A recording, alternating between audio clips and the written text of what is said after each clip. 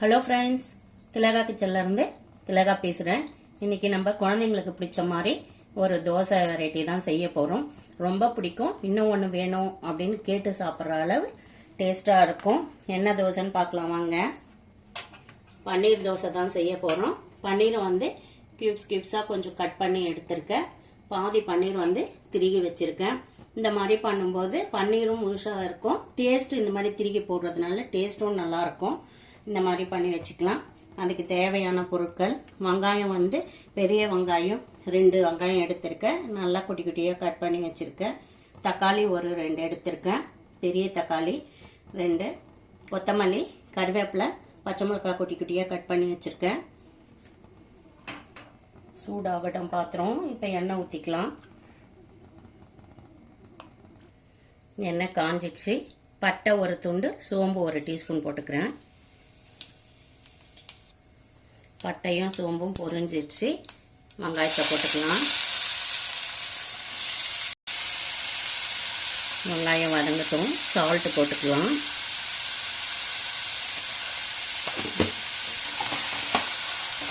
பச்சை மிளகாய், கருவேப்பிலை போட்டுக்கலாம்.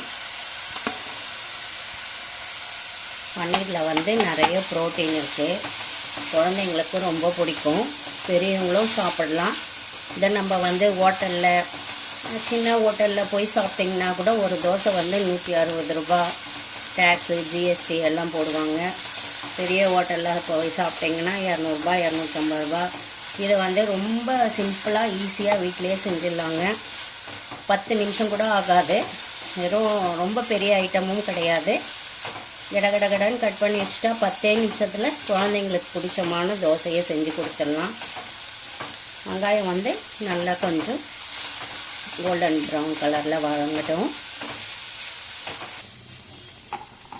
இஞ்சி பூண்டு 1.5 டீஸ்பூன் போட்டுக்கிறேன்.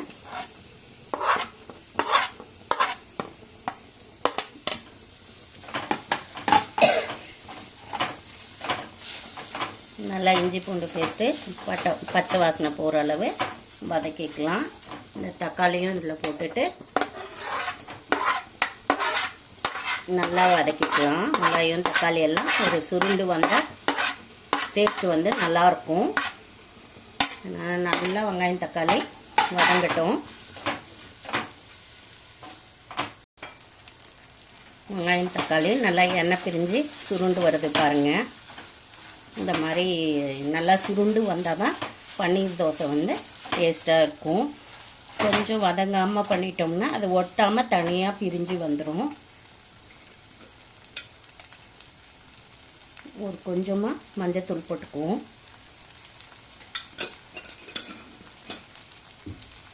கால் டீஸ்பூன் கரம் மசாலா,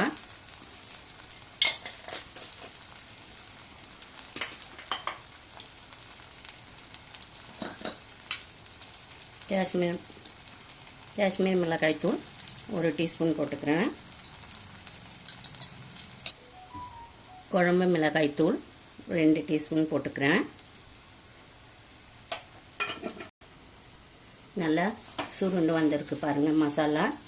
பச்சை வாசனை போக 1 நிமிஷம் வதக்கிட்டு இந்த கியூப்ஸாக கட் பண்ணியிருக்கோம் இல்லையா, இந்த பன்னீரை இது உள்ள சேர்த்துக்குவோம்.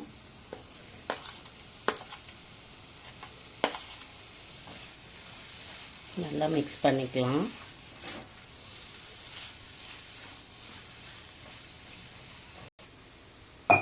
நல்லா மிக்ஸ் பண்ணிவிட்டு உப்பு காரம்லாம் செக் பண்ணிக்கோங்க. ரொம்ப காரம்லாம் இருக்க வேணாங்க. இதுக்கு மைல்டாக இருந்தால் போதும். ஏன்னா தோசைக்கு தொட்டு தான் சாப்பிட போகிறோம் இல்லைங்களா, வேறு எதுவுமே வேணாம். இதையே தோசைக்கு நம்ம தொட்டு சாப்பிட்லாம். தண்ணி வந்து சும்மா கொஞ்சமாக, கிரேவிலாம் இல்லை, இது அப்படியே ஒரு பெரட்டல் மாதிரி தான் இருக்கணும். நல்லா சும்மா அந்த பன்னீர் வந்து வேகிறதுக்காக. சப்போஸ் இந்த கியூப்ஸாக பன்னீர் வந்து பிடிக்காது, குழந்தைங்க சாப்பிடாது அப்படின்னா நீங்கள் திருக்கியே போட்டுக்கலாம். சில குழந்தைங்க பன்னீர் வந்து எங்கள் பொண்ணுக்கு இந்த மாதிரி பிடிக்கும், அப்படியே எடுத்து சாப்பிடுவாள். அதனால்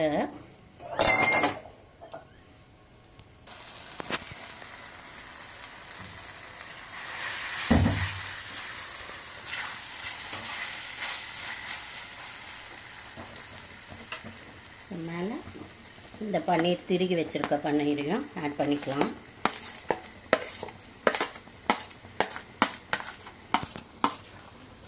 நல்லா மிக்ஸ் பண்ணிக்கலாம்.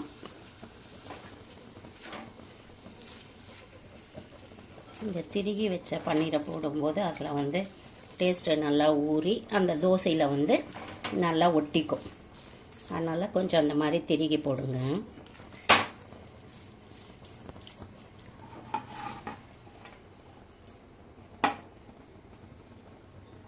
பன்னீர் ஸ்டஃப்டு ரெடி ஆகிடுச்சு. மேலே கொத்தமல்லி போட்டுக்கலாம். இப்போ நம்ம வந்து அடுத்து தோசை ஊற்றிக்கலாம்.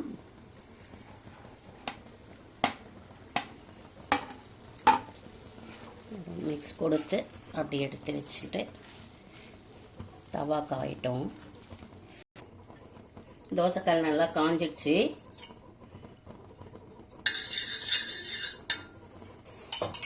மாவு வந்து நல்லா ஃப்ரெஷ்ஷாக இருக்கணுங்க. பாருங்கள், இந்த அளவு தண்ணியாக இருக்கணும். தோசை நம்ம எவ்வளோ மெலிசாக ஊற்றுறோமோ அப்போ தான் இந்த ஸ்டஃப்டு வைக்கும்போது நல்லா தோசை வந்து வெந்து டேஸ்ட்டாக இருக்கும். அதனால் மாவு வந்து இந்த பதத்துக்கு கரைச்சி வச்சுக்கோங்க. கல் சூடாயிடுச்சு. இப்போ மெலிசாக ஊற்றிக்கலாம் தோசை.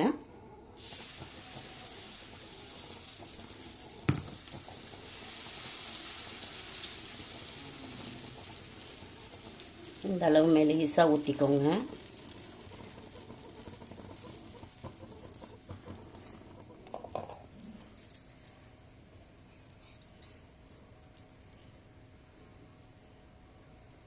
எண்ணெய் போட்டுக்கலாம். கொஞ்சம் வேகட்டும். தோசை வந்து இந்த மாதிரி ஓரம் பிரிஞ்ச வந்து திருப்பி போடுங்க. அதுக்கு முன்னாடி எடுத்த தோசை உடையாமல் முழுசாக வரணும். திருப்பி போட்டுக்கலாம். இந்த மாவு வந்து ஒட்டாமல் இருக்கிறதுக்கு தான் திருப்பி போடுறோம். அப்படியே கூட வைக்கலாம். சில குழந்தைங்களுக்கு வந்து கொஞ்சம் எப்படி மாவு வந்து ஒரு திக்னஸாக இருக்க மாதிரி இருக்கும். திருப்பி போடும்போது ரொம்ப மெலிசாக கிடைக்கும். அதனால தான் திருப்பி போட்டிருக்கேன். இப்போ நம்ம எடுத்துக்கலாம். ஸ்டவ்வை சிம்மில் வச்சுருங்க.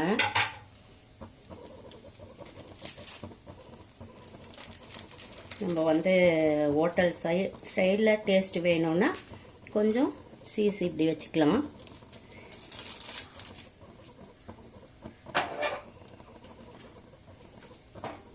இந்த மசாலா வந்து இப்படி வச்சுக்கலாங்க. மசாலா கொஞ்சம் நிறையவே வச்சுக்கலாம். ஹோட்டலெல்லாம் நிறைய வைக்க மாட்டாங்க, கொஞ்சமாக தான் வைப்பாங்க. நம்ம வீடுன்றதுனால வீட்டில் செஞ்சோன்றதுனால இப்படி பண்ணுறோம். இதை நல்லா அப்படியே கொஞ்சம் ஸ்ப்ரெட் பண்ணிக்கோங்க. இந்த ஆஃப் போர்ஷன் மட்டும். ஹோட்டல் ஸ்டைல்லையே கிடைக்கும் நம்மளுக்கு. நிறைய காசெல்லாம் பண்ண வேணாம். இந்த மாதிரி பண்ணிட்டோங்களா?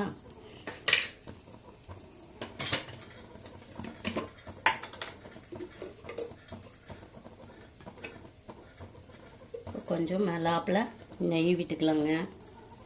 ஐயோ நெய்யா உடம்புக்கு ஒத்துக்காது அப்படிலாம் சொல்லக்கூடாது. ஏன்னா ஹோட்டலில் சாப்பிட்றோம் இல்லைங்களா? அதனால் என்னைக்கா ஒரு நாள் தான் செய்ய போகிறோம். நல்லா நெய் விட்டுக்கலாம். இந்த பக்கமும் கொஞ்சம் விட்டுக்கோங்க. நம்ம குழந்தைங்களுக்கு தான் கொடுக்க போகிறோம். அதனால ஹெல்த்தியாகவே கொடுப்போம். சிம்மில் வச்சுடுங்க தவாவை. இப்போ இந்த இதை அப்படியே இப்படி மடித்து விட்டுருங்க. கொஞ்சம் நடத்தி விட்டுக்கலாம். நல்ல ஒரு எம்மியான பன்னீர் மசாலா தோசை ஹோட்டல் ஸ்டைலில் ரெடி ஆகிடுச்சு. இந்த பக்கம் திருப்பி போட்டுக்கலாம். ஒரு நிமிஷம் சிம்மில் வைங்க.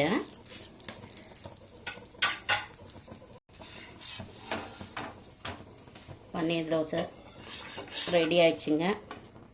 அப்படியே பிளேட்டில் வச்சுட்டு தொட்டுக்கெல்லாம் ஒன்றுமே வேணாங்க, அப்படியே சாப்பிட்லாம். எப்படி இருக்குது பாருங்கள். இந்த மசாலாலாம் இறங்கி சீஸும் மெல்ட் ஆகிடுச்சு. பன்னீர் தோசை ரெடி ஆகிடுச்சு. இந்த வீடியோ யாருக்கெல்லாம் பிடிச்சிருக்கு, உங்கள் குழந்தைங்களுக்கெல்லாம் பிடிக்குமா அப்படின்ட்டு கமெண்டில் சொல்லுங்கள். லைக் பண்ணி ஷேர் பண்ணுங்கள். ஓகே, பாய்.